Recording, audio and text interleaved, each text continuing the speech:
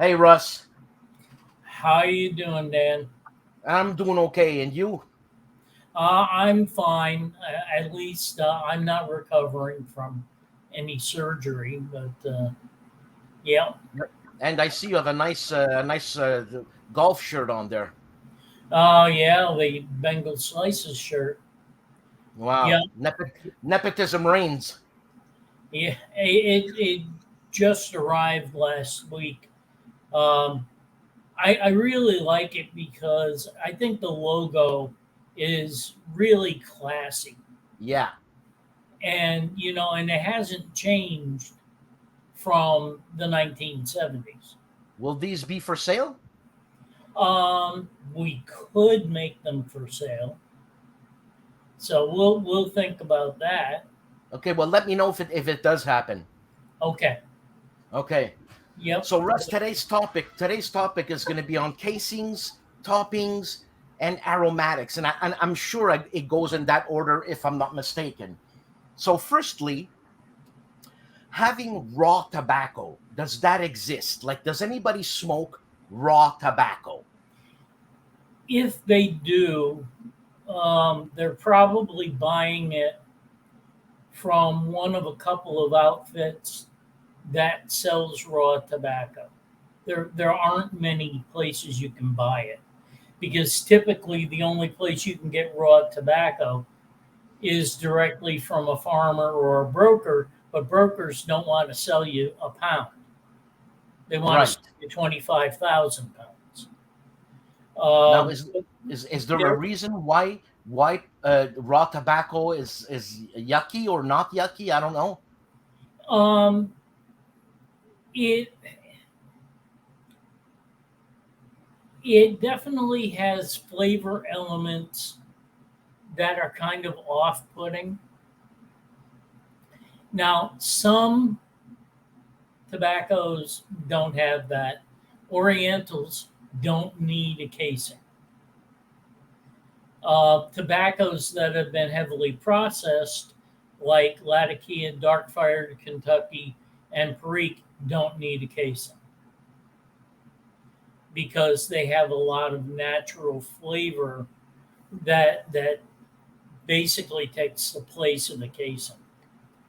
But Virginias and Burleys typically do use a casing, and the purpose of the casing is to mitigate the negative properties of the raw tobacco.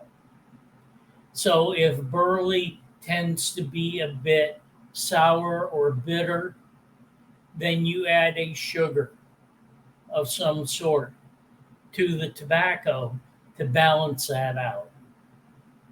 Um, Virginias tend to be a bit acidic, so you want to use a casing that's going to take some of that sharpness away. And each factory has their own formulation, and they do different things. Um, Edgeworth was a really well known burley blend, and Edgeworth always used molasses in the casing. But molasses itself is bitter sometimes. It has a bitterness to it, but first off, it's diluted, it's not put on full strength.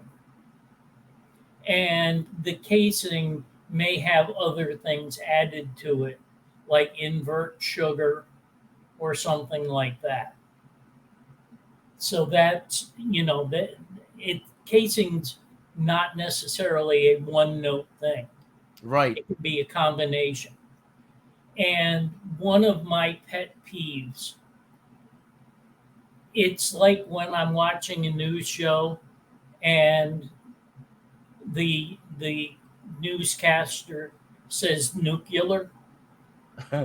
I want to punch them right through the TV. You're educated, you went to college, it's nuclear.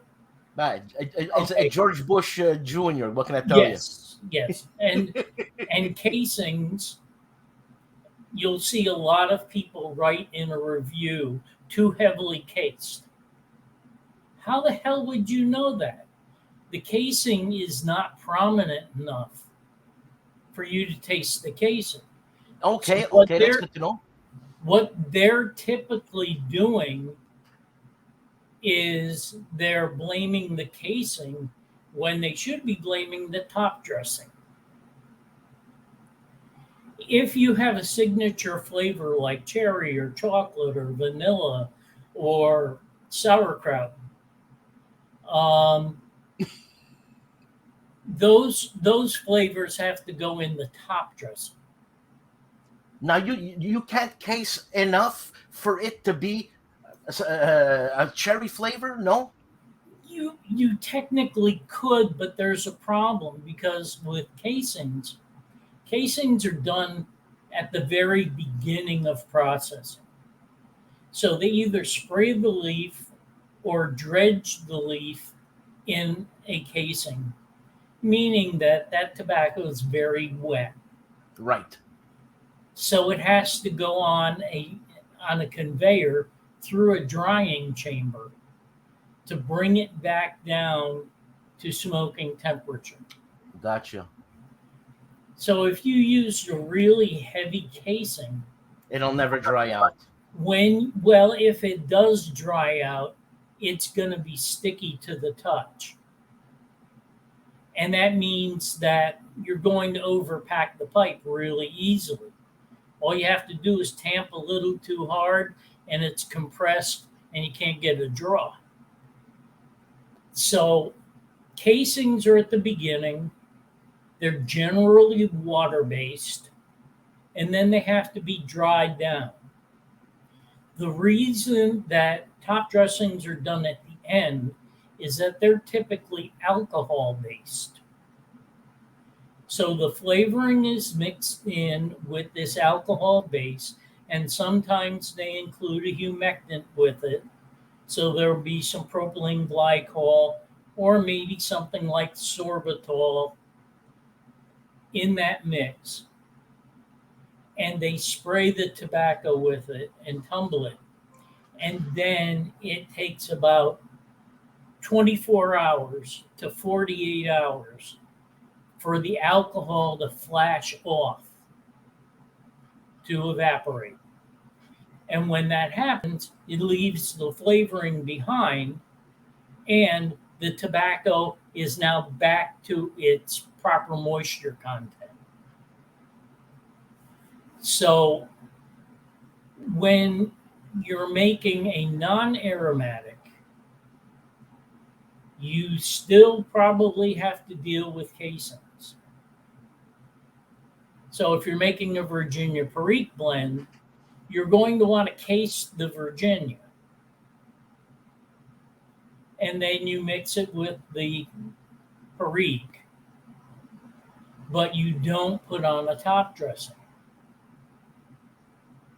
I wouldn't. You're not looking for an aroma. No. You know, if I'm smoking a Virginia Perique, I could give a damn what it smells like. You know, and if it's offensive, I won't smoke it around other people. But I really don't care about the aroma when I'm smoking a Virginia Perique blend. Why does a Virginia Perique smell? I never. It really, not to me, it doesn't. But other people will say that it smells something like a cigarette, Oh, and that happens more when you smoke a Virginia blend or a Virginia Perique blend a little too hard, I see. and then it gets ashy. But if you're sipping it, you really shouldn't get that cigarette note. Right, and you should be sipping a Virginia, by the way. You should. Um, so aromatics have a casing and top dressing, where non-aromatics may have a casing, but probably no top dressing. Okay, so hold on here. So we have covered the casing issue, but I wanted to ask you more about the casing. Like Go ahead. when you say when you say everybody's got their own formula, so it's endless what you can put in a casing. Yeah, but typically you're just looking at sweeteners. Okay. So you're talking about a solution that may contain invert sugar, um, molasses. You could use brown sugar, in which case you wouldn't need the molasses. Right. Um, licorice root. Yeah. Licorice root is surprisingly sweet, It's very nice. and it does make a nice casing. Now you wouldn't, Russ, you wouldn't case with alcohol like a bourbon or something like that. No, that would be a top casing. Is that That would right? be a top dressing. Okay. Okay. So and how long, or is it to the blender's choice? How long are they cased for? Not long, not long. I can't give you the exact amount of time, but generally after they apply the casing, it isn't very long before it goes to the drying chamber Okay. Okay. because it really doesn't have to penetrate the leaf. The idea is it sits on the leaf, and then Okay. when it's dried down, the sugars that are in the casing will stay on the tobacco, but the moisture from the casing is evaporated away by driven heat. Right. And this Now, has to be done at the beginning because you don't want to do this with cut tobacco. And if you think about it, it makes perfect sense. I'm not that When you, smart. when you case, you're using what they call threshed leaf. And threshed leaf is whole leaf that's been mechanically processed to get rid of the big rib, the main vein of the leaf. Yep. So you wind up with what's called frog's legs. Gotcha. You got a leaf with that rib taken out, so it looks like a couple of floppy legs. I see it. And then they case it, and then it goes in the drying chamber. And the reason that you can't do it with cut tobacco is as it's going through the drying chamber and there's air movement, it would blow the cut leaf all over the place. But it doesn't happen with the Oh, uncut. I see. Okay. Okay. So I guess there's a problem with all these little pieces of tobacco flying all over the place in the drying process. Yeah, although the chamber is pretty open and it's easy for them to clean, I think. Okay. I haven't So been in, I haven't been inside it. I haven't needed a tan that badly. I understand. I understand. You got a good tan, anyways, Russ. Oh, thank you. Um, Now you said something and it brought up an idea. You said the sugars stay on the leaves when it's dried or whatever. Are these the sugars that we find in aging tobacco? Are those the ones, or is it the natural leaf itself that gives you those crystalline sugar bits? Believe it or not, that's not sugar. See, that's why I do this, because I learn. Yeah, It's that's mushrooms. that's not sugar. It's oils that have exuded and dried. Oils that have exuded and dried and sugar. What's the diff? But anyways, I was in the ballpark, Russ. Come on, Okay, give me a passing grade for that. all right. Okay, so now we've cased. Okay, do we sell it as such, cased like that? I'm sure that there have been tobaccos that are just cased. They would fall into the non-aromatic category. I'm sure there have been. I don't know which ones they are, Okay, but you got to remember this in regards to aromatics. And this is something that I brought up on my weekly Facebook Live before. And the responses I get from people when I tell them this blows them away. Approximately 90 to 95% of all pipe tobacco sold are aromatics. Hold on. Are cased or are aromatics? Aromatics. That's the stats you got? That's based on our sales. 95% of the people who buy tobaccos at your place, which is pipes and cigars, is aromatics. Yeah. It's the bulk of the business. Think about think about the big brands. Captain Black, Borkum Riff, Amphora. They're all aromatics. Practically the entire Lane Limited line is aromatics. There I might don't know. be That's very surprising.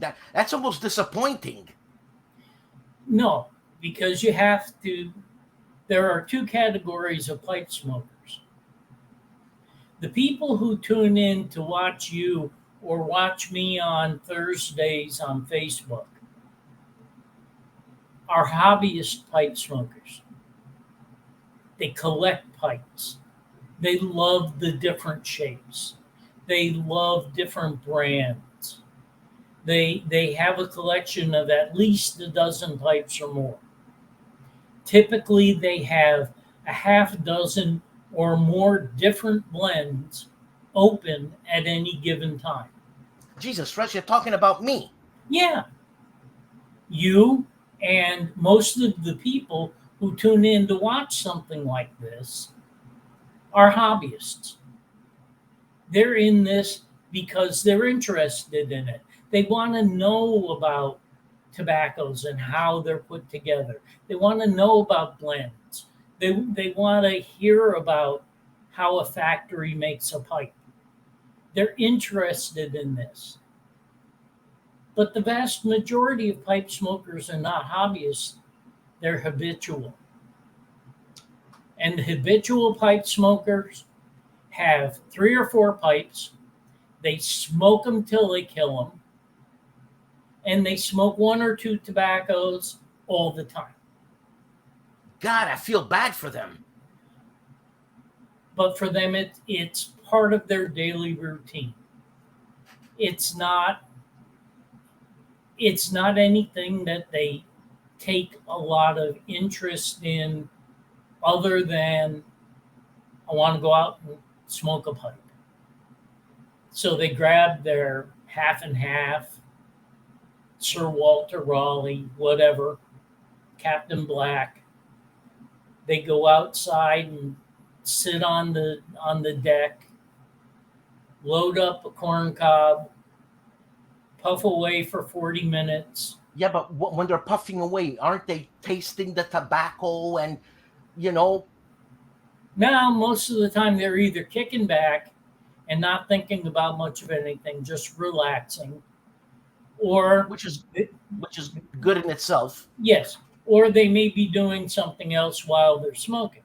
They might be reading the newspaper. They might be flipping through some websites on their phone. Um, they might be listening to music, watching the grandkids. Who knows? But they may be busy doing other things. So for them, it's kind of mindless. They put the pipe in their mouth, they light it up, they're puffing, they're doing something else. The pipe goes out, they go back inside. And that's the majority of pipe smokers. So then why do I have this prejudice that they're not doing it right? I mean, that's my opinion. That's completely nonsensical, but I have that feeling like, hey, buddy, learn how to smoke the pipe. Try this bottle of wine. Try this bottle of gin, or try something different than Schlitz beer. Well, I guess for the same reason I know somebody who's driving a 1980s station wagon. Oh, okay. They they're used to it. They know how to fix it, so they just keep driving it. It's people get used to something, and I don't want to use the term complacent, but it's approaching complacency. Well, I think it's beyond complacent, Russ. Um, but these Again, people, that might be my prejudice. my father fell in that category. I don't remember my father ever having more than 6 pipes at a time, and a couple of those were cobs. And would he clean them? Yes, my father was different than a lot of the habitual pipe smokers in that he routinely reamed his pipes, always ran a pipe cleaner through when he was done, and he kept his pipes in good smoking shape. Um, but when he worked at the Capitol in New York, in Albany, New York, he was 2 blocks away from a local pipe shop, and they had a blend there called Black Watch, which I recreated at one point in the Hearth and Home line, and I called it Old Tartan. Um, but it was a light, burly Latakia blend that contained deer tongue, Okay. and it was very fragrant and aromatic. My father loved it, and that's all he smoked. And I started working in the business, and I tried to bring him samples, and Nothing? he didn't care. He didn't want it. He liked his tobacco. When that company went out of business, he went to half and half, and that's what he smoked until he gave it up. Okay. I mean, is the rest of the 5%, are we elitists or just different? Oh, I wouldn't call very many pipe smokers elitists. I mean, Okay. you're an elitist if you're willing to spend $5,000 on a Tom L. Tang pipe. No, I don't have it. Would I if I had money to throw around? You Yes, bet you your would. ass. That's right. Sure, Yes, you would. because I mean, he's incredibly talented in some of the shapes that he's come up with and the finishes and everything. The contrast staining that he does is just incredible. Really, eh? But I don't have that kind of money to throw around, and most people don't. So, are there elitists? Yeah, to a degree. But the funny thing about it is that a lot of the elitists are very generous with their knowledge. You'll Well, see that's them good. doing seminars at pipe shows and stuff like that, sharing their knowledge because they know that the only way that we're going to experience what they experience is through them Yeah, and through their education. stories. Yeah. So we, fortunately, even the elitists per se, and it's only elitist in terms of the fact that they can spend the money, but they're not elitists as in snobs. They're Like they're not pompous asses. no, no, they're Okay. generally very gracious and open and willing to share with you. You'll go to a pipe show, and every so often, somebody will come around with a tin of tobacco that they just paid $150 for on an auction because it's 40-year-old three nuns, and you'll be sitting at a table at a pipe show, and the guy will crack open the tin and pass it around the table. But why would you want to smoke it by yourself?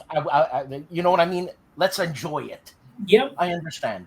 yep. I understand. And so we're fortunate in that regard. But there are hobbyists and there are habitual pipe smokers, and the habitual pipe smokers take up a larger portion of the overall population, Okay, it is what and it is. It is and what it they is. and they they smoke aromatics probably because they smoke around the house and Yeah, they don't want complaints from anyone else. I got you. I So got they you. smoke something that smells nice. So So that's the case. let me ask you something. Going back to Tom Eltang, if you had the money to buy a 7-day set of Tom Eltang pipes with a nice wooden case, would you smoke those pipes? I am one of those people who would. Yeah, because you live once. Okay, Um, I go back to the movie Backdraft. I never seen it. Okay, well, there's an arsonist, and we have investigators trying to find the guy and stop him. And when they finally get to him, what he explains is he does what he does because the fire wants to be fire. It wants to burn things. Uh-huh. And I talked to Rad Davis, who's a retired pipe maker, and I luckily bought one of his pipes a couple of years before he retired. But I was talking to Rad about people buying pipes just to look at. And he said, when I make a pipe, I intend for it to be smoked.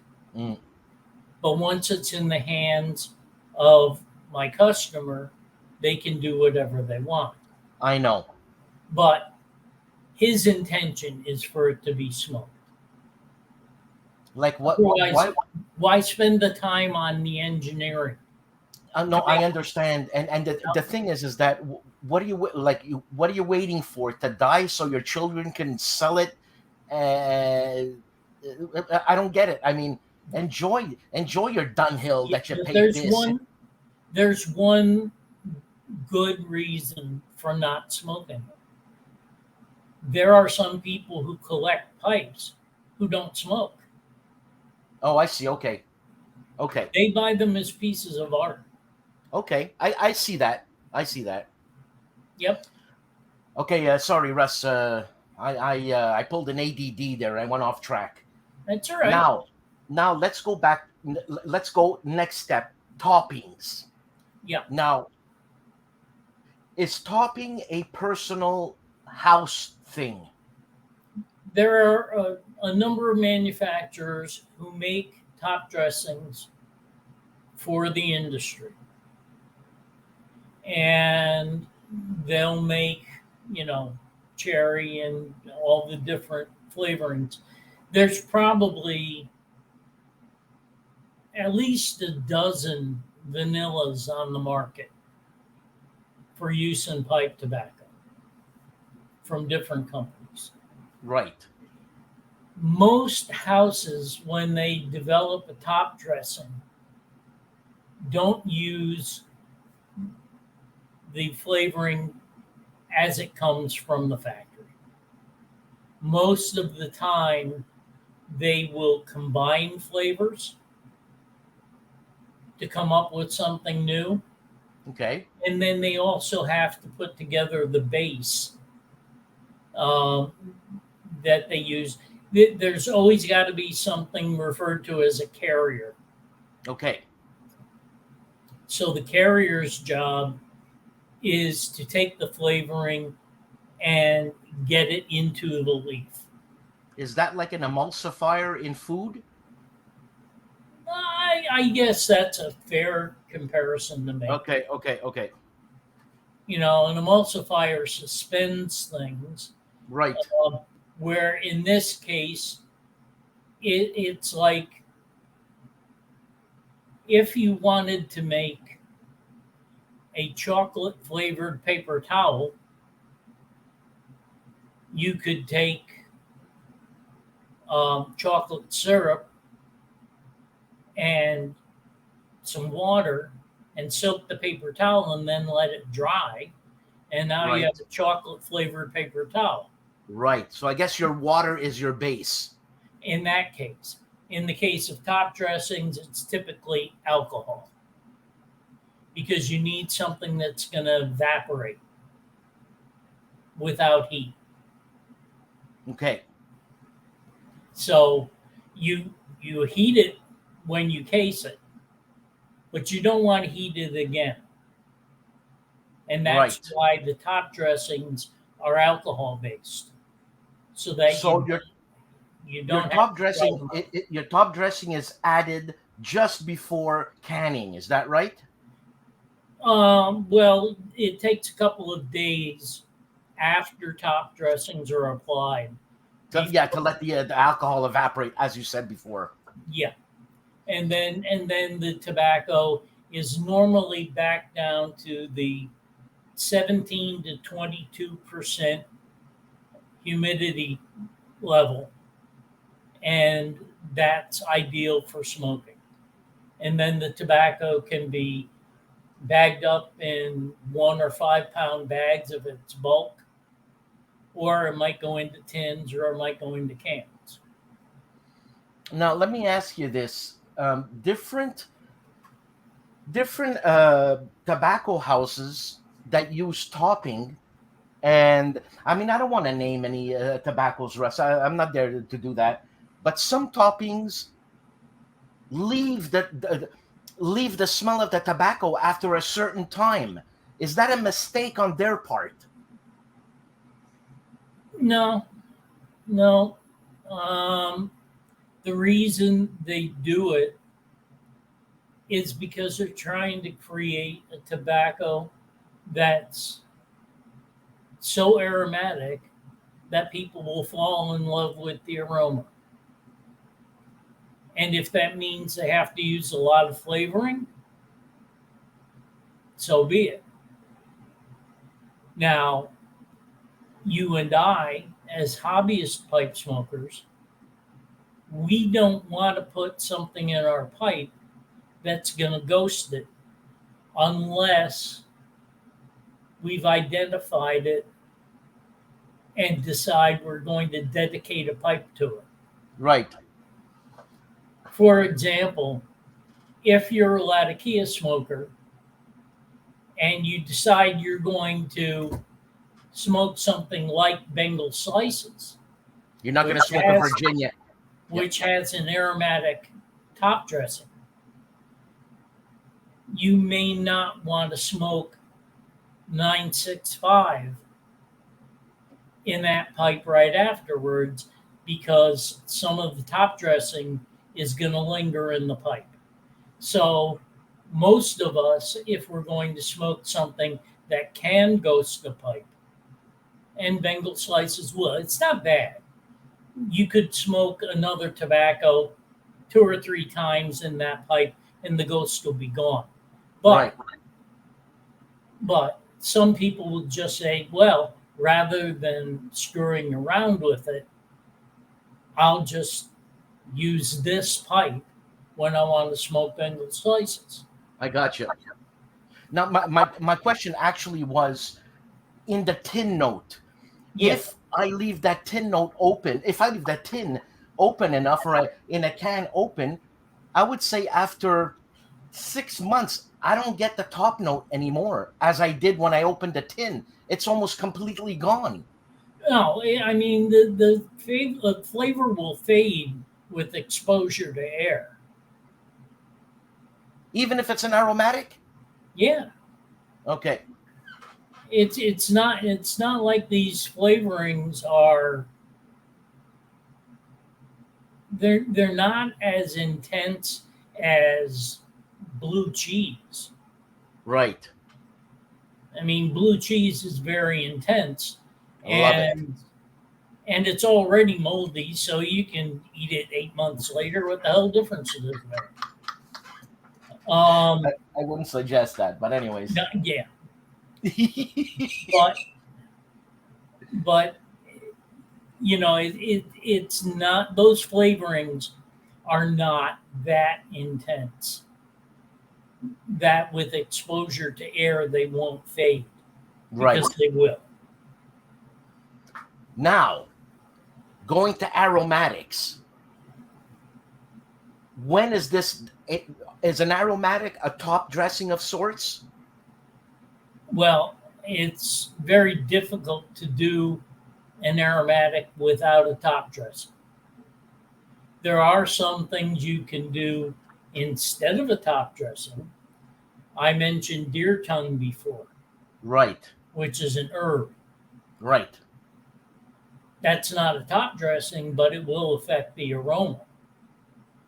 But there's not a lot of that kind of stuff around anymore, and we don't even use deer tongue anymore, um, because it contains coumarin.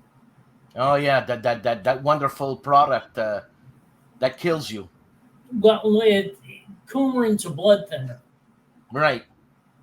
Uh, how much of it you would have to smoke before it actually had any effect on you, I don't know, but I would suspect it would have to be a lot. I'm sure someone's gonna try it. Yeah, well, probably smoke straight deer tongue, and Go ahead. yeah, um, and it's fine in small quantities as far as flavor goes, but our concerns about legality, we decided we're not going to use it anymore. Right. Right. Fortunately, there's a German company that found how to extract the flavor without the coumarin. Right. So now they have a top dressing that has the unfortunate name coumarin replacement, but it does definitely remind you of either Tonkin or deer tongue. I And have a question. Another ADD question here. Um, you talked about herbs, like deer tongue being an herb. Herbs are used as top dressing. Is that right? they're not a top dressing. A top Herbs are not a dressing top dressing. a top dressing's a fluid. It's liquid. Oh, I see. I see. It's Okay, I thought a top dressing was the final finish, like the seasoning salt that you put at the end. not top dressing is the flavor. Right, it needs a base. The top dressing needs a base. Yeah, it So needs something. anything you add after is an aromatic. Anytime you apply a top dressing that has a signature aroma, you're getting an aromatic. Okay, but Now, if I'm not sometimes you'll use a top dressing that's so faint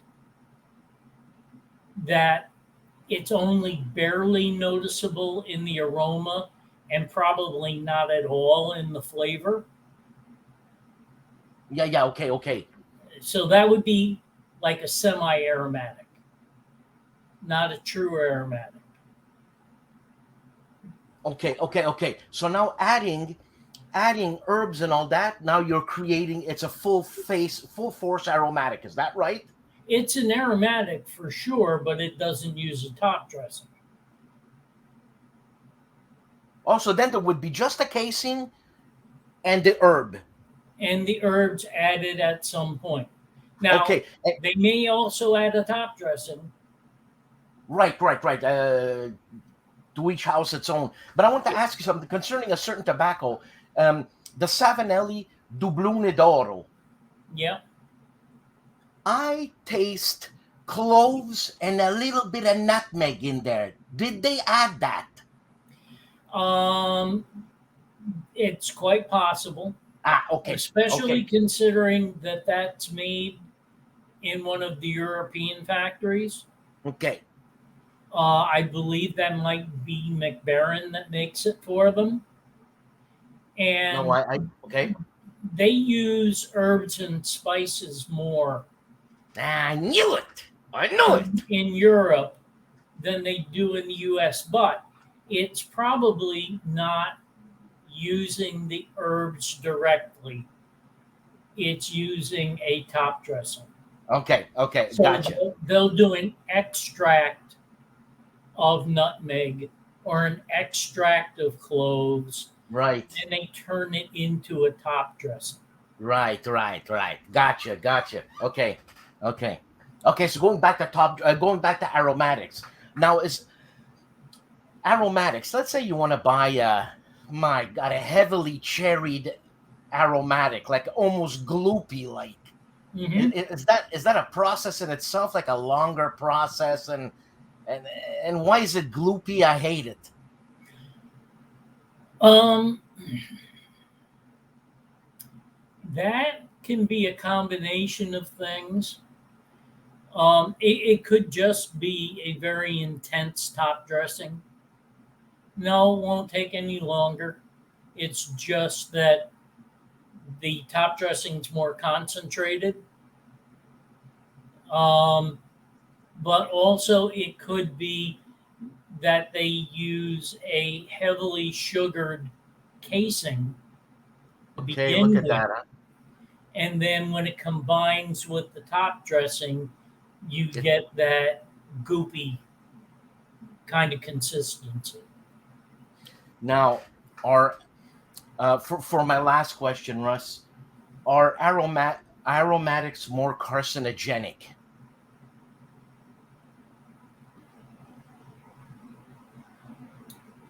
I have no evidence either way. Well, are you pleading the fifth, or you have no evidence? I have no evidence. Okay, I thought you were pleading the I don't fifth. know that they've ever done a study to that extent. Okay, Um, based on circumstantial evidence, mm,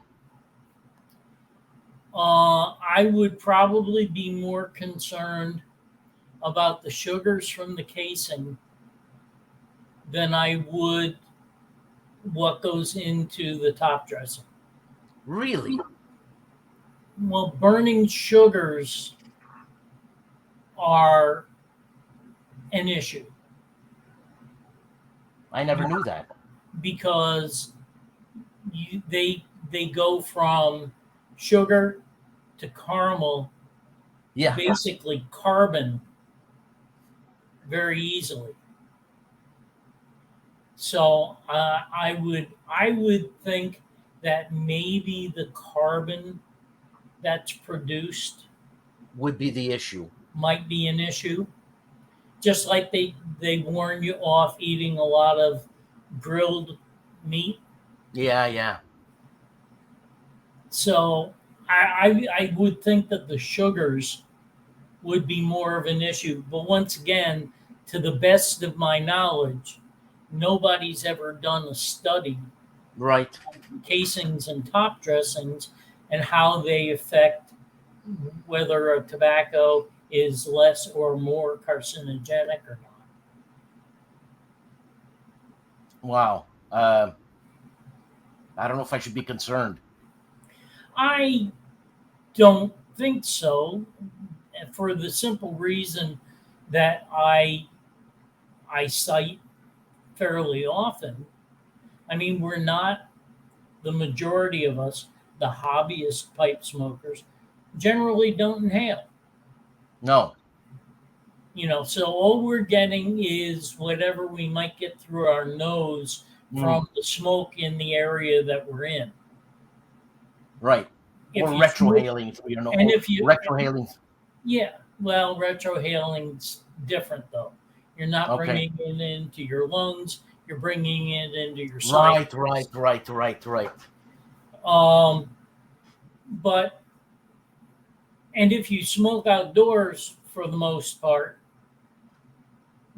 your exposure is reduced that much further Right. because you're out in the air, there's air movement, and so the smoke doesn't linger around you very long. So you're not inhaling much of the smoke secondhand, more or less. Right. Right. Right.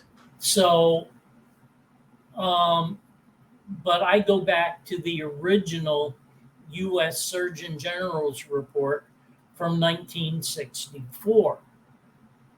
And in that, they made the observation that in the people they studied, pipe smokers on average lived 2 years longer than non smokers. Oh, okay, okay. I think I know why, but go ahead, please. Why? They conjecture, there's no proof, they conjecture that it's because of the calming and relaxing effect that pipe smoking has on people. Yeah, I think it's beautiful. I love pipe smoking. I love it. I can't tell you how much I love it. It's and I told my wife there. I said, take anything away from me, anything, but don't take away my pipe smoking because that's my only meditation. Yeah, You know, I Russ. I have I have a smartwatch now, and it constantly tracks my heart rate. Okay. When I'm working, doing stuff here, um, my heart rate averages 70 to 80 beats per minute. When I go out and sit and smoke my pipe, my heart rate winds up being around 60. 60. Well, what are you, a Tour de France cyclist? For God's sakes, man! How do you get that so low? Right now it's 70. I have a calming effect on people there, Russ. But That's true. 60, 60, Yeah. man, that's good. The other day I actually looked at my watch while I was sitting outside uh, and having a puff, and it had gotten down to 59. I gotta get myself a watch, man. Hey, Oh, I gotta these get things myself a aren't watch. that expensive anymore. Is that an Apple Watch? No, no. It's from a company called Amazfit, Okay, okay, yeah, I've heard of them. and it'll work with an iPhone.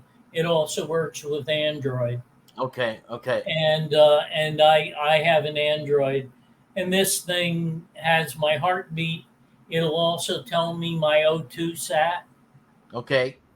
um, and it'll track my activities and everything else. Does your O2 go down when you smoke your pipe? Um, no, because I don't inhale. Okay, all right. And something else I do now naturally because I like to sip my tobacco regardless. And I let air in every time I take a sip, and that's where I get all my flavor. But the flavor's there. If I don't let any air in and take a big puff of smoke, it's just a big puff of smoke.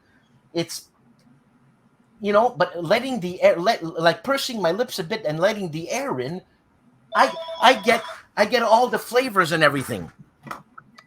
Yeah,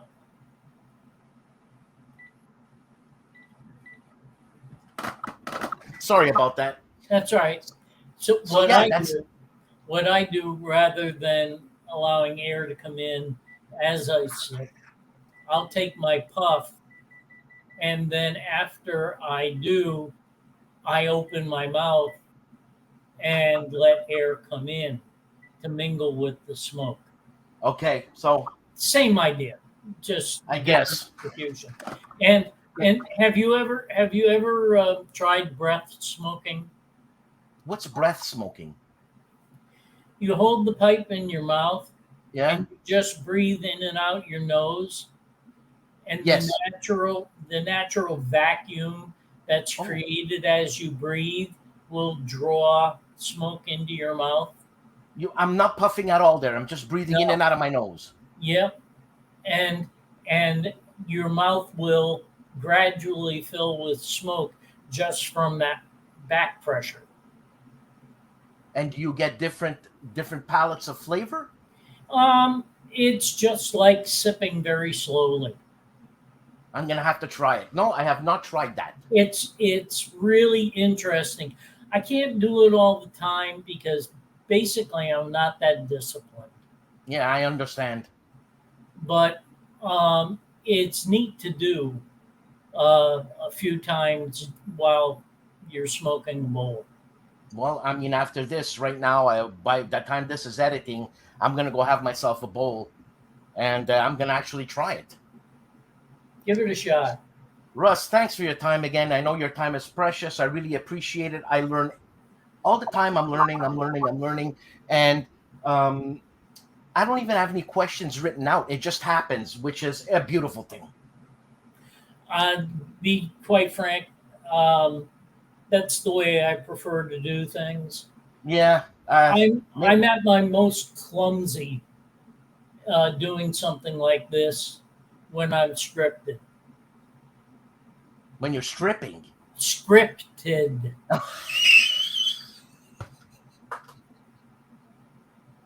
I hate reading off a script. Yes, I got you. I got you. I just for some reason pictured you stripping, and I'm like, what? Yeah, well, actually, I do strip occasionally That's okay. when I need to repaint the window frames. That's okay. You have to get rid of that old paint. So I got Russ. Thank you very much, man.